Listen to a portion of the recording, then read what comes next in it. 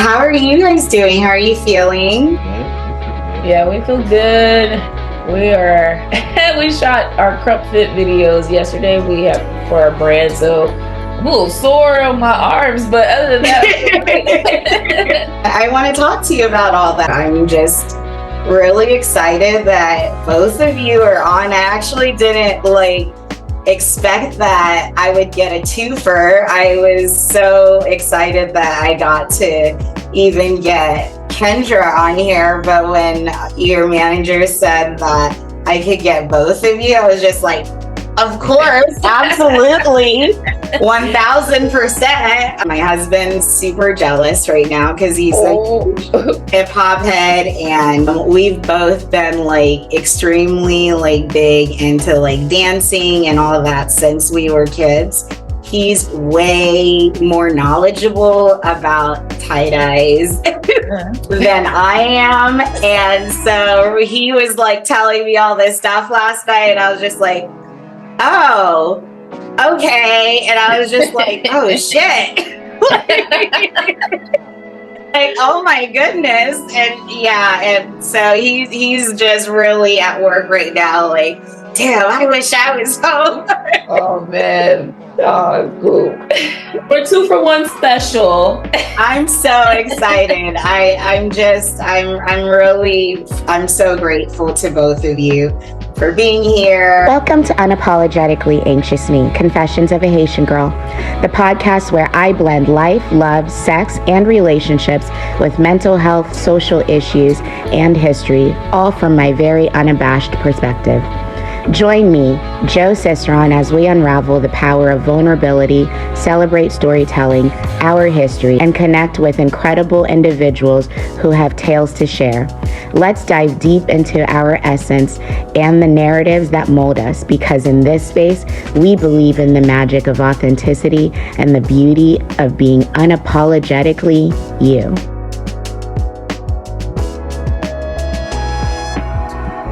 Welcome to another episode of Unapologetically Anxious Me, Confessions of a Haitian Girl. I'm your host, Joe, and today we are with an amazing powerhouse couple, and I'm just so excited. I swear sometimes the show should be called Awkward Black Girl, but I guess that's already been taken. Life. Okay. When you have to re-record your intro because you're so busy fangirling. So y'all know this podcast is not called Unapologetically Anxious Me for nothing. I was so anxious and so nervous. My nerves were on 10, y'all. I could not contain myself because I just wanted to do a good job. You know, when you want to do something and you end up getting so much more than you could have imagined, this was one of those moments. I have so much respect for these two people, and I just wanted to give them the best experience possible. I had no idea I was in the presence of hip-hop royalty, y'all. These two are the epitome of Black excellence and Black love, and the magic they create together is truly inspiring. Kendra, Mizz K.O. Oyesanya Willis is a multi-talented actress, best known for her captivating portrayal of Poppy in the Step Up High Water series. With over a decade of experience as a dancing extraordinaire, Kendra has shared the stage with some of the biggest names in the industry, including Beyonce, Chris Brown, J Balvin, Paul McCartney, and Neo, just to name a few. By her side is not only her dance partner for life, but also her life partner, Chez Willis, also known as Eyez. He is a visionary in the world of dance and a legend amongst hip-hop's greatest influencers. Chez is a Krumpographer, dancer, creator, innovator, whose work has appeared in movies like Stomp the Yard, Be Cool, Step Up for Revolution, and even America's Best Dance Crew with his Krump crew, Straight Krump, formerly known as Street Kingdom. Today you can see Chez and Kendra regularly dancing through life in various choreographed viral dance videos on TikTok and Instagram. This was just an amazing interaction. So kick back, relax, and get ready for an incredible conversation. Welcome to the show. Yeah. I am so excited to get into it. I have been watching, well, first of all, I've been watching the Step Up High Water series since way back when, and all the Step Up series, movies, all of them. Me and my husband are a big fan of like pretty much all the dance movies and all of that from way back when we were teenagers, America's Best Dance Crew, all of those things. So like we've always been in this like realm. He's definitely a much better dancer than I am. For a lot of my listeners who know, I was a professional ballroom dancer and competed in my early 20s and did that. So I did more like that type of dance, and my husband was more hip hop, street dancing. And so we had a lot of fun. And so we really bonded over these like shows and movies. And so one of the shows that we also really got into was the Step Up High Water show. And I immediately connected with the character Poppy.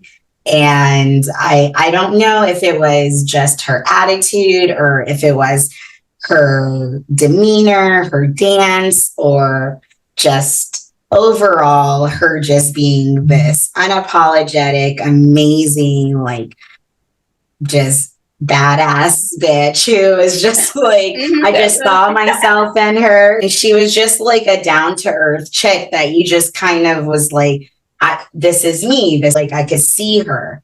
I really loved the character, and she just seemed like someone you grew up with or someone you knew. What was it like playing that role and becoming Poppy?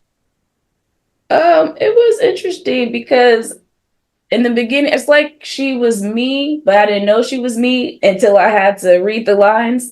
So it was like, oh snap, all this is inside of me too. Okay, this was the perfect role for me. So I mean, it was nice. I got to, like you say, be unapologetic. I got to say what I mean and mean what I say. They gave me like kind of like leeway to add lines and add my own flair and flavor to it. So I got to really embody her as I played with her. One of the amazing things about dance and in general is that you get to really bring yourself through so many different forms, different like characters. You get to become so many different people.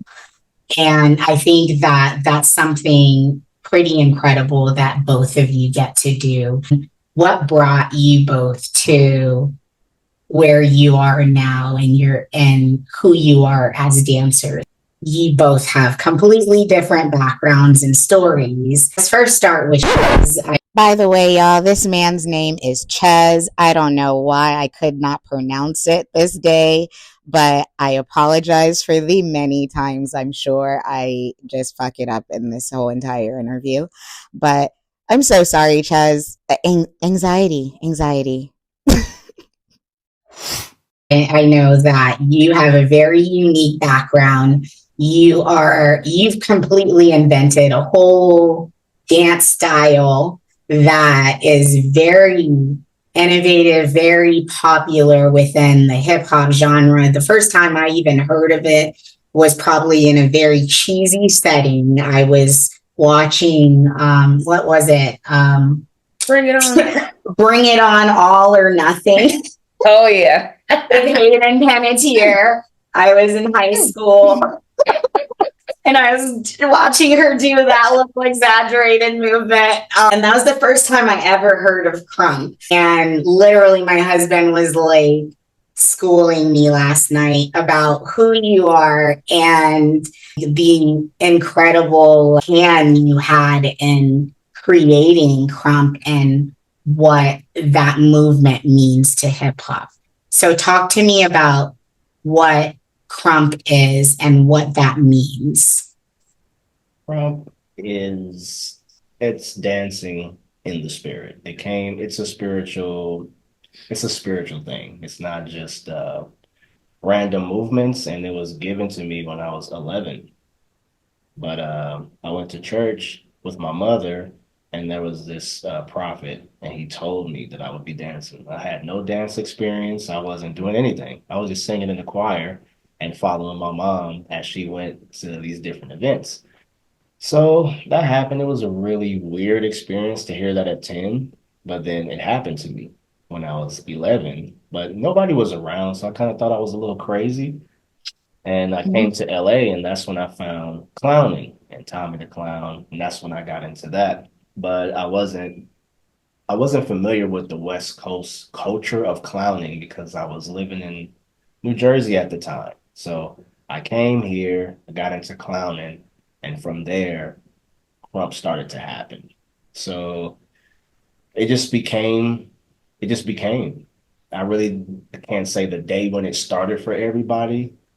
It just happened. And I'm in the street dance freestyle. That's where I come from. Like no cameras. I really wasn't in the choreo. Just battling on the streets, battling at parties, house parties, block parties. We just Party. that's what we dance at parties. And yeah, it turned into a thing because Tommy the Clown, he kind of was all around Los Angeles County. So we would go to different cities, and that's how I became known for being a little different. And she was more into the choreography scene, like choreo. So some of my Crump career brought me into choreo. And we actually met at a club, at a party. We actually met at a party, and yeah, I knew she was special. But when we decided to join her world with my world, which was like 5 years ago, maybe. Five. But I saw him also from Rise too. So I knew who he was, but he saw me for the first time. So it's cool at 17. I didn't know I was going to marry him and that he's tied from Rise. But then when I saw him, I act like I didn't know who he was. And Rise is the documentary. Yeah. And that's the documentary that features Krump and talks about. Yes, this was the first time it had ever been put out there to the world. And I was 16 and 17. Between the ages of 15 and 17, we filmed it. So we had no idea it was going to be anything. We was just dancing in front of the camera like we always did that. So when it became something, Krump became worldwide, and I was able to talk to different people, different races, people of different languages. I traveled the world with it, and I realized that it was more spiritual than what I thought. Not really saying anything. I'm not the guy to really articulate a lot, but I can speak through my art, and then I can get the word. So it became a spiritual release for me, so I can talk to different people, release, express, and other people can do the same, and I can understand. And that's what caused like this battle. I travel the world and we session and we battle. It became this culture of this conversation, me connecting with different people, and we dance in the spirit. What was it like to see your life go from this like thing you were doing on the street to like distract yourself and it was just like a hobby to like this major movement where you were influencing people and showing just whole world like this new style of dance and way of being? It was supernatural. It's still supernatural to me. Still don't understand it, but I enjoy it because you just don't have a plan. Where I come from, you don't think you're not around people that think big, like, oh, I can impact the world, I can change the world through dance. Really? That was never a thought. But when it started happening, I start taking it serious, more serious as it happened. Like, oh, now I'm in Germany, never been overseas before. Yeah. What am I going to tell these people? And I have nothing else to say but dancing. And from that, I was able to talk to them, even though they have no idea about me. where I come from. So it became a gradual thing. It grew. And as it grew, I started to enjoy it more, and I took it more serious, and I tried to put out my heart in everything that I was doing because I really didn't have the words to express. So a lot of dancing, a lot of parties, a lot of sessions, a lot of battles, and it grew into this culture. And I'm still a part of it. I don't look at it like, oh, I created this thing because I'm still in it. I'm still Yeah. in it. Yeah. Became a world that now I exist in. Yeah, I like how he usually says like he is Krump. He's not crumping. He is Krump. Yeah. It's in him, and he shares it with people, and then they get to receive it, and they get to share it with people. But every day he's Krump. All the time he's Krump. Yeah. So it's not, he doesn't have to be it. It's just cool to see that it spread so far when he was just being what God called him to be. Yeah, it was Yeah. That's the best way I can explain it. I love that. You're the source, and you're still, you get to like, you're here, you still get to be part of that, and you're living and breathing what that experience is like, and people get to actually be part of it with you. So tell me a little bit more about Krump Fit and how that's evolving now. Well, she has always been on a weight loss journey. Like, this is from the soil, from her family. She's always been trying to stay in shape. And when you work out here in Hollywood, you got to be in shape because they typecast you. It's a whole lot of hurdles that they put in front of you. Okay. So Krump Fit is like or is it Get Krump Fit? Yeah, it's Krump Fit, but we use Krump as the intense cardio to help you stay in shape. Okay. So it's like a joint venture. Yeah. It's kind of like we joined both of our forces. I was on my journey of weight loss. I lost like over 30 pounds. And so I was already in this like fitness, but he's Krump. So it was like Krump Fit. We like merged our worlds. Now I Krump, he Krumps, he gets in fitness, like, and we're both staying in shape together, not just for ourselves, but for our family, because we have family members who deal with like diabetes and obesity. So it's kind of our way of sewing into them and staying healthy, because we want to live long and we want to have children who live long, and we don't want those same issues and to go into our family. So we brought it together so that we can really stay in shape and help other people stay in shape as well. Yeah. Cool. I Krump, she fitness, and she was in the gym. I was never a gym guy. I was never a weight. I dragged him to the gym. Yes. I just stayed in shape as I Krump. So. But then I would see him sweating. He would just Krump, and he really didn't have to work out. It's just like he stayed in shape from just crumping alone. And I'm like, what the heck? I'm over here slaving, killing myself in the gym, and all you do is Krump all day, and you're burning calories and staying in shape. He had muscles, and he didn't lift any weights. Boys. So, exactly. But then adding that into cardio, it was like, oh snap, you can burn a lot of calories doing this fitness program, and you can really shape and get muscles just from doing this. So we combined it and we're building it. Yeah. It's at the beginning stages, but it's our brand together. It's our first brand together. Like official, like doing it together. So it's cool. I love that. That's cool. Okay, so talk to me about when you guys started, like when you first met, because you have obviously been on different journeys as dancers, and you both had really successful careers, and I'm just so like in awe of both of you and what you've done and what you've managed to do. I just want to figure out like how this came to be. Like, when did this start? When did you actually meet and get together? Well, it came through a difficult time. my brother had passed away from diabetes, type 2 diabetes, and she was the only person I had around me. So I was living in Vegas at the time and I would drive down here. She was doing a lot of projects at that time, and she had this one big project, and she invited me to freestyle, and that was the start of it. Also, I tried to take her on a date. Yeah, that was the start of it. But before we met, We had a meeting. We met at the club. But she wasn't taking But I it wasn't. serious. I did like I it. don't even count that. So you can meet your partner at the club, y'all. You know, you can. You we can. Met at the club. I knew who she was, but she didn't know who I was. I knew who you was. I knew she was mine. Well, everybody apparently knows who you are. Okay. I knew it. I didn't know it. Close. Until 5 years later, this situation happened where we come together to work. And the message was to empower Black people to get up and change things.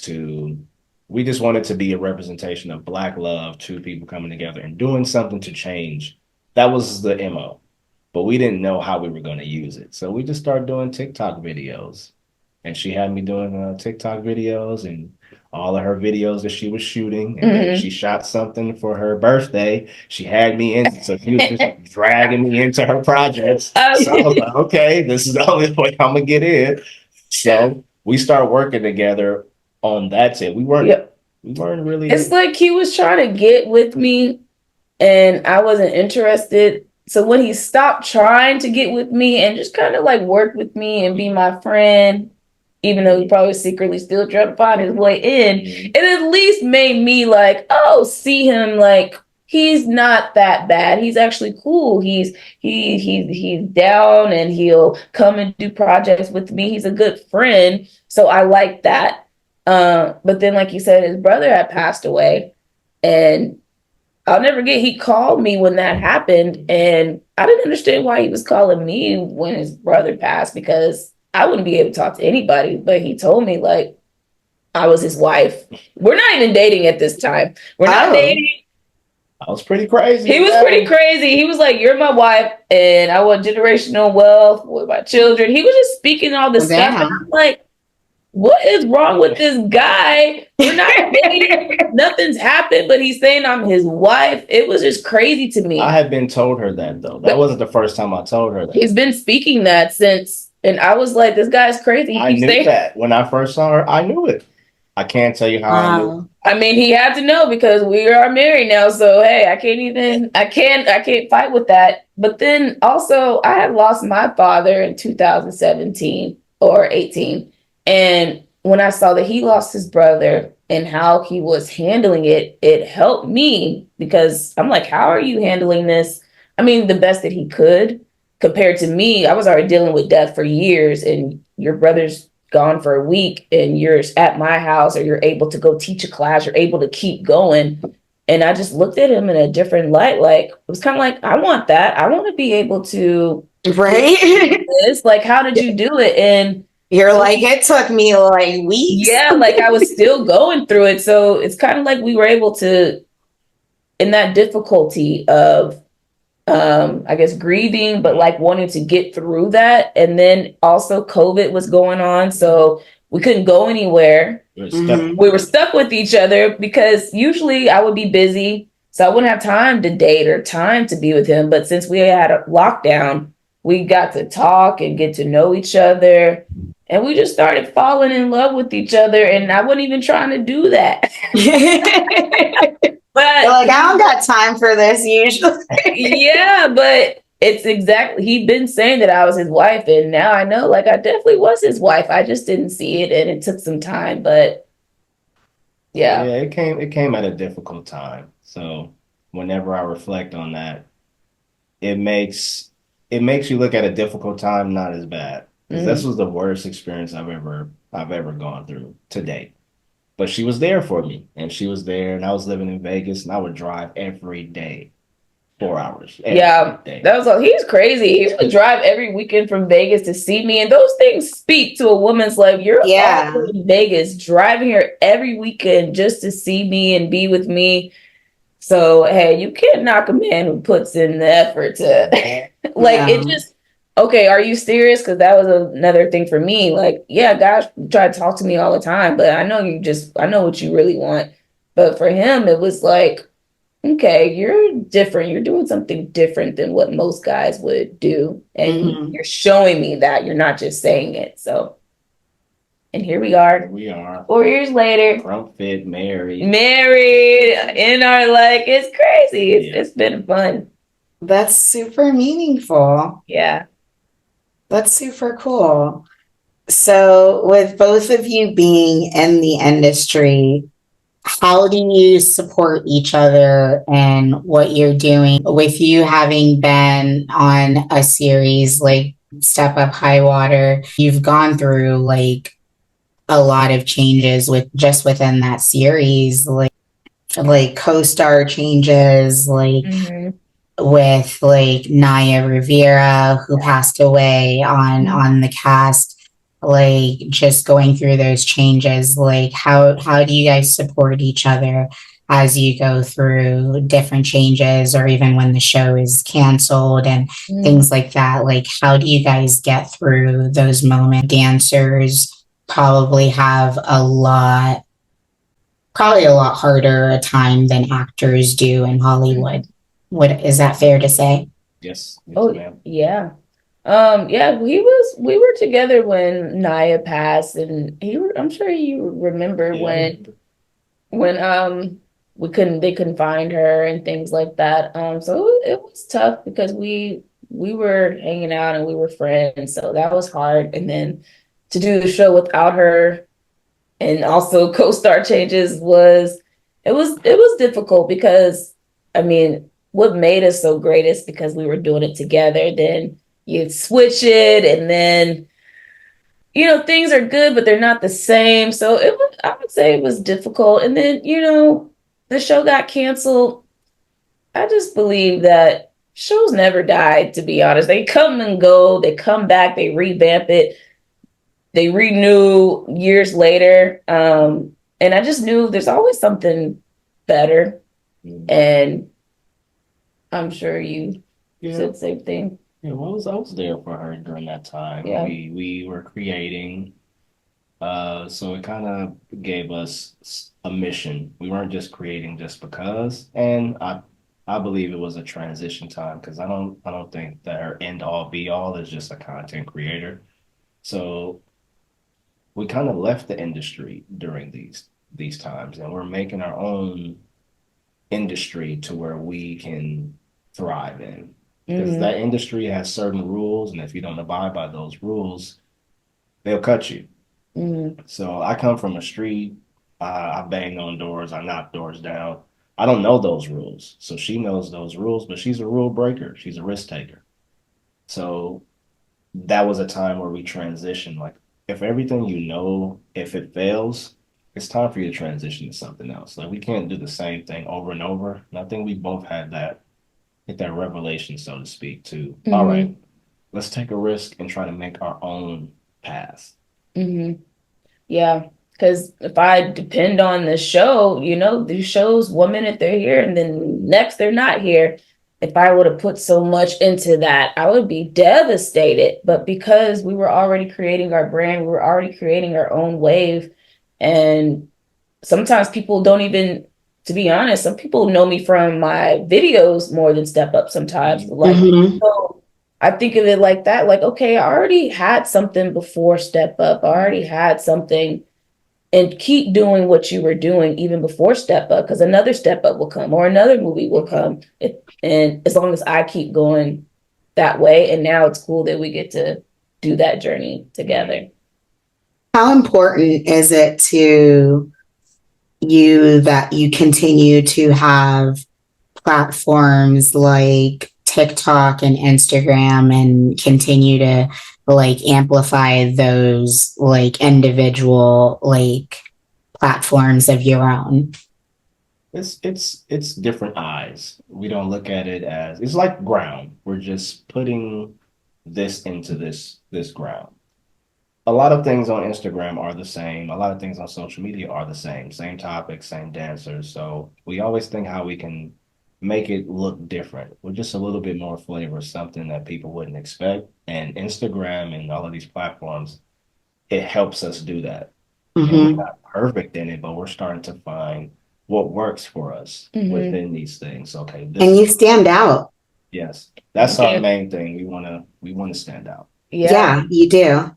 And it's cool because then other brands, big brands, pay us because of that. So even with things being canceled, somehow because we continue to stand out and do these things, that these big brands want to pay us so much money just to represent them. So we've found like, oh, you could get paid from these different platforms. So it is important, and we want to keep it, stay creative, or stay whatever we do, we want to keep doing that because it's attracting businesses, it's attracting brands, and who knows where it can go. Yeah. And I realized that in like the last few weeks, like I would talk to like my friends and be like, hey, I'm interviewing such and such in a couple weeks. And they'd be like, oh, I know her from like her TikTok videos or her dance videos. And I realized like it's not so much like the show, but like definitely more so the notoriety on, TikTok and Instagram, that people are seeing you. That visibility makes a huge difference, especially because like that's what people recognize. And for people who are just coming out and who are really trying to get to that level, like what advice do you have for people who want to get to your level? Like what should they do, or what is the best method for a new dancer? Yeah. I mean, like my husband said, I'm a risk taker. It was a risk to move from Oklahoma City to LA. It was a risk to put myself out there on TikTok, even though I was this new dancer. Normally there's steps. You go to class and you get close to the choreographer. Then the choreographer makes you their assistant. And then because you have that relationship with the choreographer, that's how you get this job. And that's like the normal dancer path, but I didn't take that path. I actually don't know a lot of choreographers. The jobs that I got was kind of just off of, I can't even really explain how I booked a lot of jobs, but I took a lot of risk, and you have to be okay with being like looking a little crazy sometimes, or looking a little foolish. Yeah. And it can be embarrassing, but that's how you get to that next level, because if you never take that risk, you'll never know what your potential is. And I believe taking risk, it helps you discover what your potential is so that you can attract people, and just start. I realized this myself, just being a Black woman in any level of dance, any form of dance. I think it's a very intimidating world to go into, especially if you are not professionally trained from like birth. And, they really make you feel like you are not worth being here. When I did ballroom dancing, I literally walked into a dance studio that was down the street from my house at 17, and I had been driving past this place over and over again for years, and I was just like, I want to go in and I want to see what it's about. And I walked in at 17 and I was just like, I want to try it. It was a bunch of like 60-plus-year-olds, and I was completely intimidated. I had zero money. I like worked and cleaned and did whatever I could for the studio for lessons. And I absolutely loved it. I was absolutely way too short to actually do like the American dances, but I loved the Latin dances. And I actually really enjoyed it. And I kept getting told for years that like I was too short, or I was not trained well enough, or, I'm 4'10". So of course I was too short. Oh, yeah, you're short for I'm everything. short too. And I'm gonna say that's the thing. They try to say I'm too short, too big, too dark, and to that. And I was like, yes, all I guess I'm gonna be the only black girl on there. I guess I'm gonna be the only short girl. It was like, I don't care what y'all say that I am, and I'm gonna be that one short girl that gets the job. I'm gonna be that one black girl that gets the job.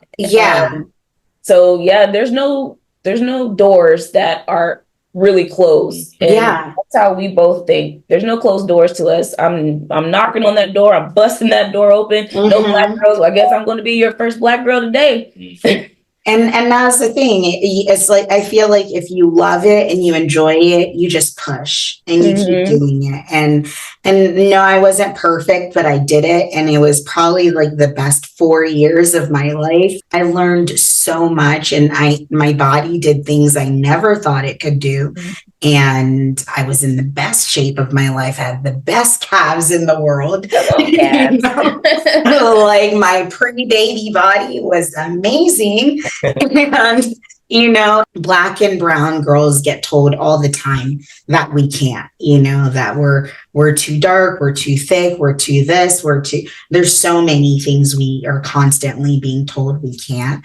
And it shouldn't matter how much training you have or what you can or cannot afford. Like, just try it.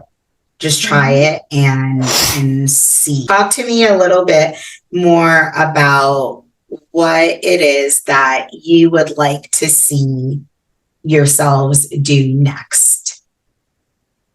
We want to do things with purpose. Whatever is purpose driven. I'm not into wasting time. I'm not into unnecessary things. I love consistency because that's how I got here. It wasn't really by talent, because talent with no consistency, it just doesn't go anywhere. So I'm not a look at the end result type of person.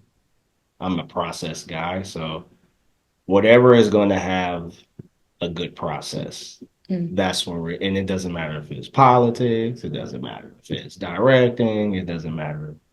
Whatever it is, owning a restaurant. We do want to own a restaurant. We don't have a chain of hair salons, restaurants, all the stuff we love to do. We love to eat. We love to get our hair done, like to look fresh.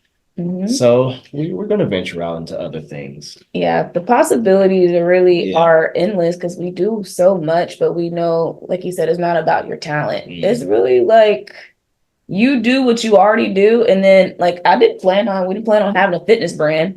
Never. Truly did. And all of a sudden we have a fitness brand. So then we're also working on a movie where he's starring in that I am also co-writing and producing.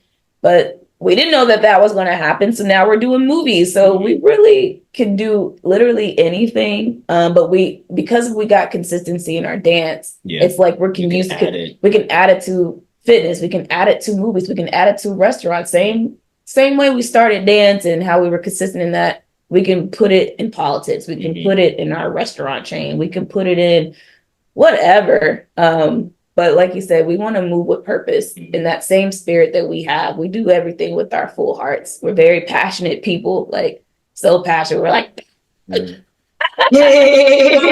but that's why we're able to create the way we create, because we really love what we do and we do it with full hearts, and we want to do everything we do with a full heart. Doesn't really matter what it is, as long as we do it with full hearts, then it's good.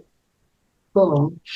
Now, I know you've definitely gotten to do some pretty cool things. Like you got to do the whole Beyonce, like Coachella, Baychella thing. So you've had some really cool opportunities.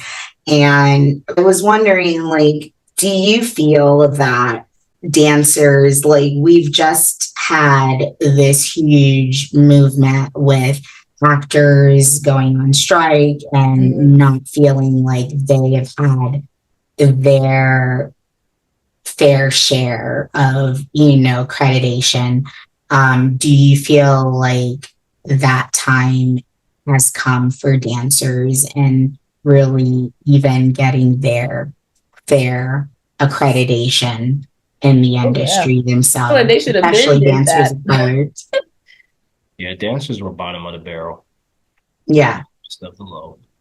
So now is the time to get all of the things that you are owed and deserve, but you're gonna have to take it. Nobody's gonna hand it to you. So now that people are in the mood to fight, now is the time to take it because Yeah. they're not gonna give it. So you might as Mm-mm. well join up, unite, and take what's yours. Yep. So And take and be, yeah, it's I understand being a dancer because again, you're not paid that well. So you're gonna take any job for any pay. And you know, if you're who wouldn't want to dance for Beyonce? Who wouldn't want to dance for Rihanna and all these big artists? That's like your dream. But also that pay don't be adding up. What Tarani said, the math ain't mathing. But you see it in every industry. But if we're going to talk about dancers, we're even beneath these actors. We're like below the musicians, the models.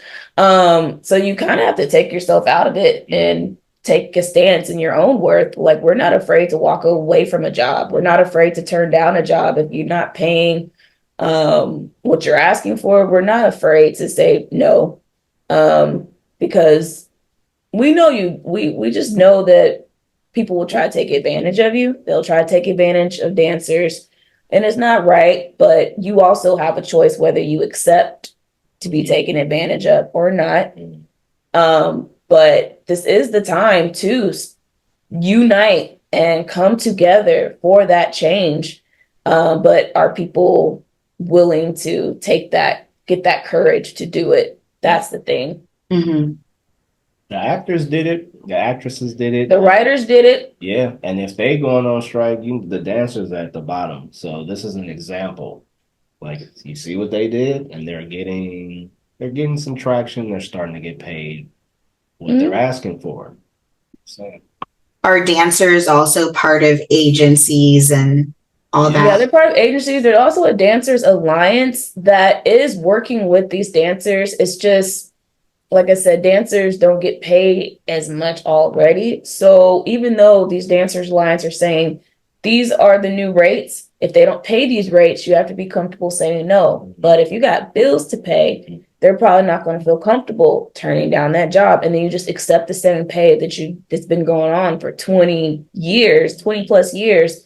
So it's one of those things where they will have to take some risk if they want to get that change. And everyone had to do that. The writers, the actors. We can even go back to MLK, Rosa Parks. These people took a stance.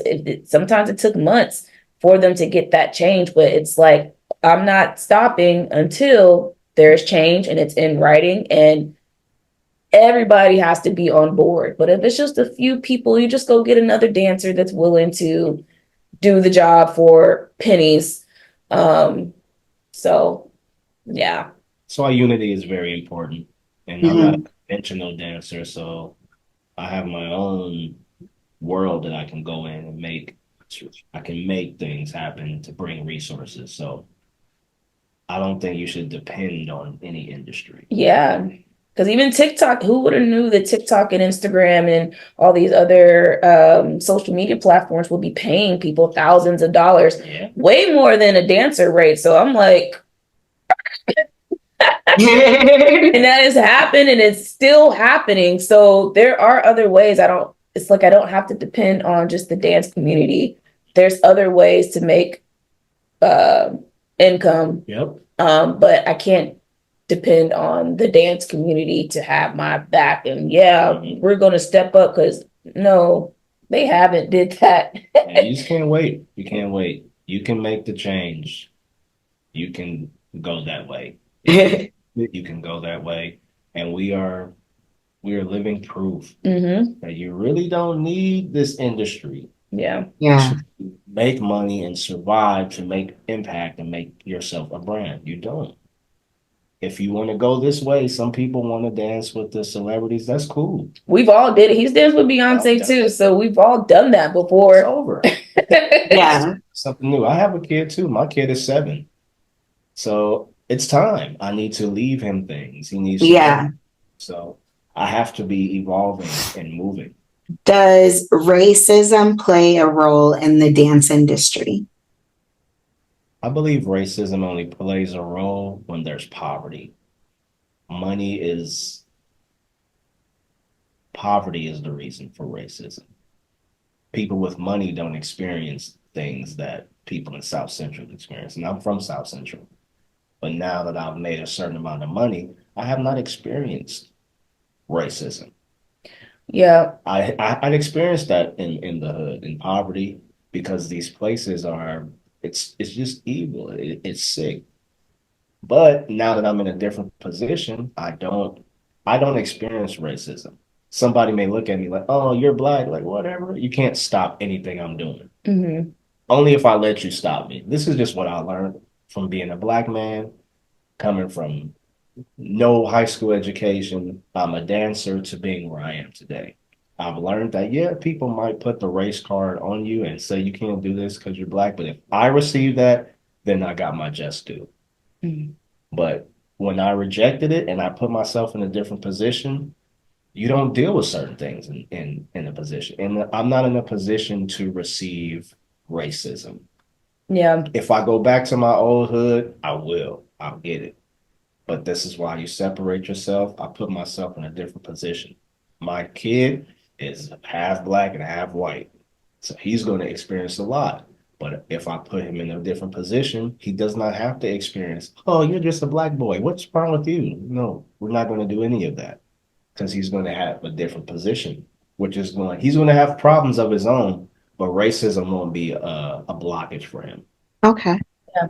I found that racism came a lot from my like black counterparts. When I first came into the industry, they said, oh, because you're dark skinned, you're going to have to work 10 times as hard. And I was like, what? That's not fair. Why do I have to work 10 times as hard? Because I'm dark skinned. And just that thought was always with me, that it kind of made me believe that, oh, I'm not going to get the job because I'm dark skinned. But it came from one of my black friends. And I doubt that he meant that to harm me, but it did unconsciously. But now I work with TikTok. Bitly has paid me. Apple has paid me. All these white brands are paying me thousands of dollars. This black girl. And I'm like, what do you want to do with me? But I had this thought that, oh, they don't want me because I'm black or I'm dark skinned. But now I'm looking at, okay, racism doesn't exist for me, even though it exists. It exists. I'm not saying it doesn't exist, but I choose, it doesn't exist for me. And just changing that thinking has opened up more doors. It was kind of like racism, like kind of, it's like a stronghold on us black people that I don't like because it holds us back when no one's holding us back but ourselves. So I'm going to say racism does not affect us. Yeah, well, I would just choose not to live that way, even though we know it's there. Nobody can tell me no, and nobody can stop me. If I'm supposed to be here, I'm going to be there whether I'm black or not, and my black tail going to be up in there, and I'm not accepting no, even though that's what's going on. So I've experienced prejudice and cops doing this and that, but I've also experienced prejudice from brothers. Yeah. Right. People in the gangs. Like, I'm not getting banged on by white people.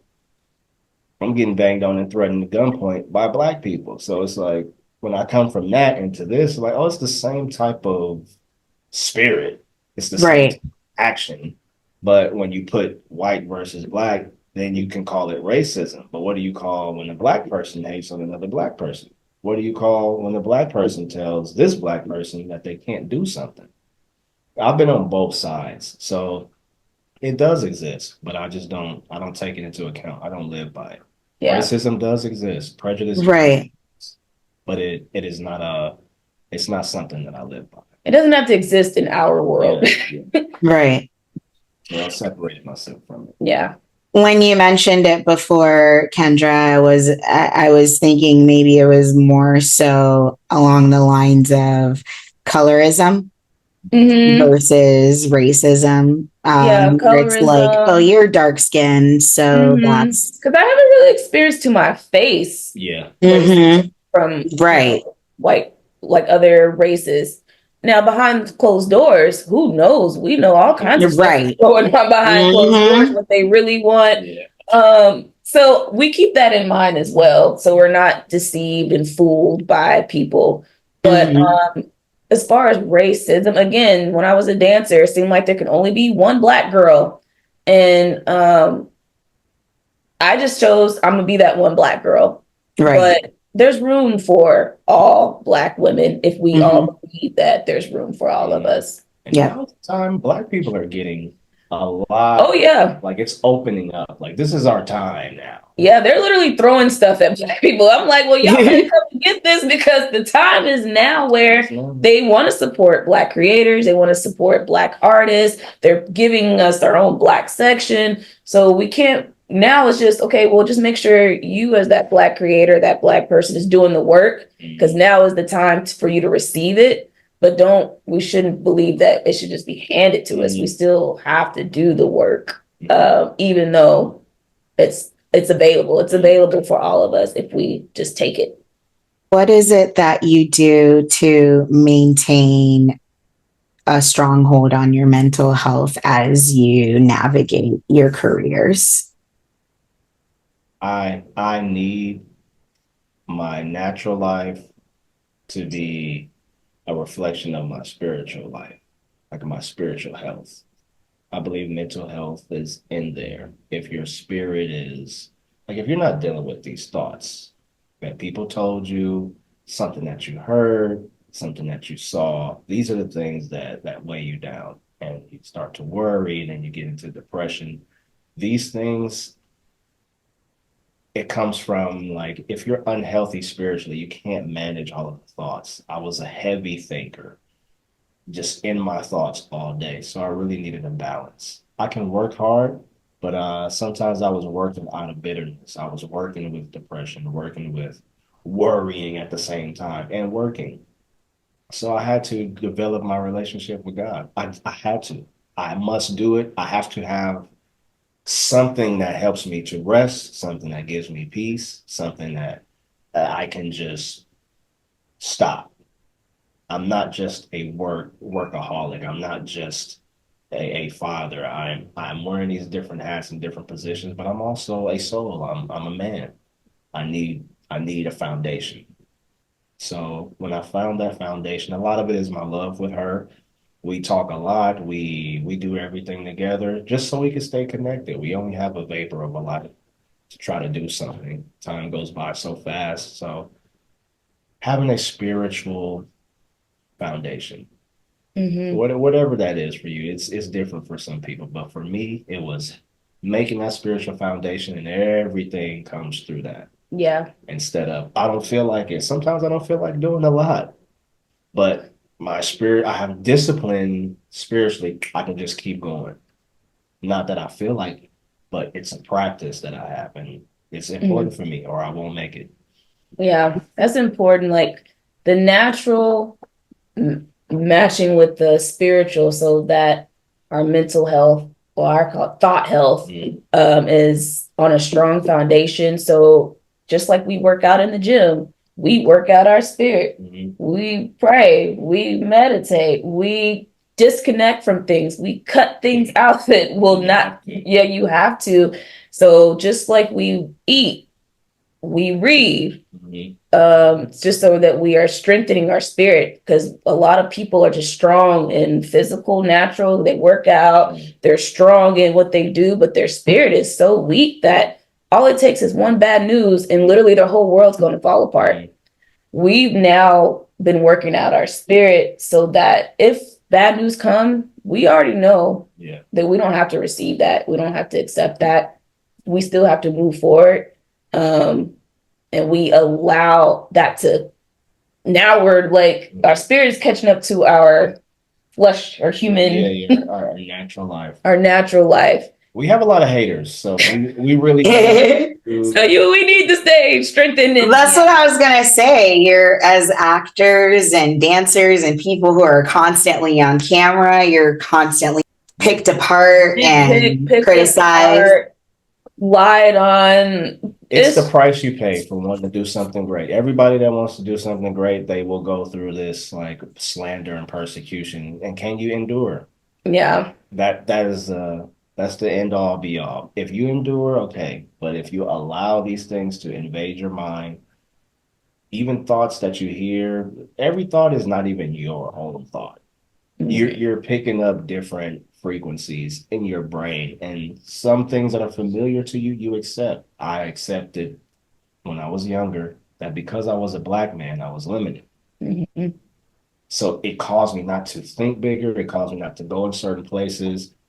It put a fear barrier around me, and I only had this much room to move. But when I realized, wait, who told me that? Mm-hmm. Why am I sitting up here believing this? Yeah. I'm going to try to knock this door down. And when I did that, this Black boy with no high school education created a dance. This Black boy traveled around the world. This Black boy. And I'm like, oh, all of these things that I thought I couldn't do, I'm actively doing them. So it just gave me confidence. Like, okay, it's not about what my mind tells me. It's not about what they tell me. It's about what I believe. Mm-hmm. And whatever I decide I'm going to believe, that's what I'm going to do. And if it's depression, I'm going to be depressed. It works both ways. Yeah. So that is spiritual health is, for me, is the most important. Everything I do is connected to my heart, my spirit. I'm not doing things that I don't love to do. On one of your videos recently, I saw that Chez, that you found out that you were Nigerian. And I know that you're also Nigerian, half Nigerian. So what does having that common cultural background mean to both of you, and how does that influence you both as people? It kind of answers a lot of questions. Well, this is why we connect. We're from like the same, we're of the same spirit, of the same place. So I didn't know I was Nigerian. So I'm like, yeah. I knew because my dad is from Nigeria, but to find out that he is a Nigerian, it did make a lot of sense because we both want to go to Africa one day and things there. So it just added, it was just a fun thing to do and added more meaning to like who we are and culture. Like that type of stuff. Now I'm Congolese and Nigerian. Nice. With the Congolese people. It's a lot of Krumpers that are Congolese. Listen, I get it. I get it. I'm Haitian. That culture means a lot to me, and I think Nigerians and Haitians are like very connected because we're from the like same area in Africa, and I think that's why like our cultures are very similar. I think that there's something just so powerful about like those cultures. And like when you know like that part of you and you're connected to that side of you, I think it's just there's something so special about that. Yep. My last question for you, on a scale of 1 to 10, how happy are you right now? And why? I'm say 10. Because it's not really about, for me, how I feel. I can feel so tired, but you know what? It's still a 10 because today it's only, what time is it? It's not even 12 o'clock yet. So today is a good day. And I'm really happy because I have a husband. We're in our home. We get to talk to cool people like you. What is there not to be happy about? So no matter how I feel, it's a 10 for me. I'm at a 10. I'm very grateful for where I am because where I came from, it just wasn't pretty. So each day I get to walk around my home with my wife, and there is no drama on the side. No gunshots. I don't got no drugs in the back. Yeah. I don't have no other women in the back. I'm living a clean life. I'm straight up. I don't have to run from the police. I'm legit riding my own car. I can ride with me. I'm very happy. I'm in the best shape of my life. My son is incredible. He's learning things and he knows exactly who I am. I'm very active in his life.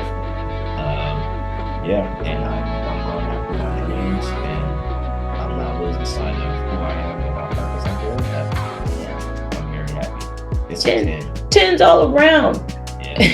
That's so nice. I'm so happy for both of you. I'm just so ecstatic that I had the opportunity to like connect with both of you and talk to you. This was absolutely amazing. You guys This are is actually This is our first interview together. This is our first interview together. So Really? yeah, together. So it's gonna be very memorable for us. Oh, I'm so glad. I popped your cherry. You guys are so lovely. I absolutely loved just connecting with you and hearing more about your background and what got you to this point. I think you guys are just such a strong, amazing, phenomenal, powerful couple. And I just can't wait to see more of what you do in the future. Can't wait to brag to my husband because Yeah. to talk Tell to you your guys. husband I said, what's up? Thank you so much for this interview. We had a good time.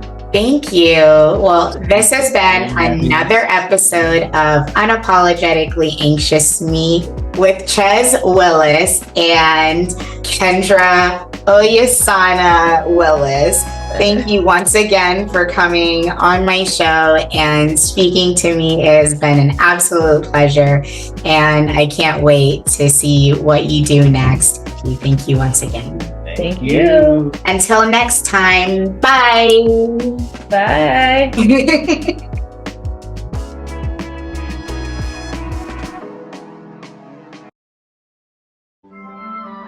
Maybe you're imagining me, and maybe I'm imagining you too.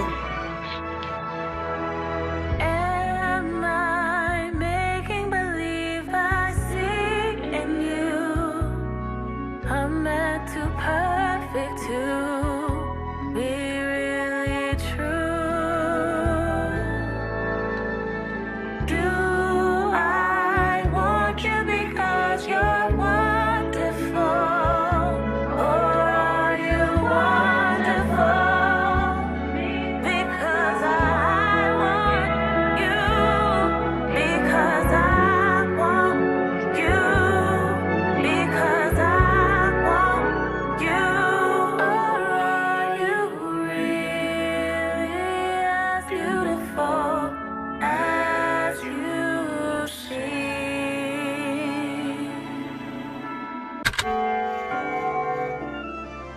Make them bounce. Cinderella. Cinderella.